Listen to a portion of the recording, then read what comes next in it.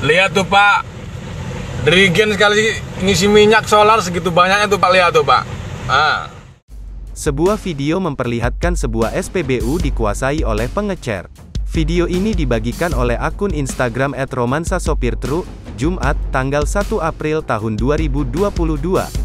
Tampak dalam video di sebuah SPBU, salah seorang sopir merekam kejadian tersebut. Terlihat di salah satu tempat pengisian BBM tersebut dikuasai oleh pihak pengecer. Pengecer tersebut tampak bebas mengisi BBM ke dalam jerigen tanpa melalui petugas SPBU. Salah seorang sopir sangat kecewa dengan petugas SPBU tersebut dikarenakan mereka antre berjam-jam hanya dapat membeli dibatasi Rp300.000, sedangkan pengecer sangat mudah mendapatkannya dengan mengisi puluhan jerigen yang berjejer di sebelah SPBU tersebut. Setelah video SPBU dikuasai pengecer itu viral, belum diketahui kapan dan di mana kejadian tersebut terjadi. Sontak postingan tersebut menuai komentar dari warganet.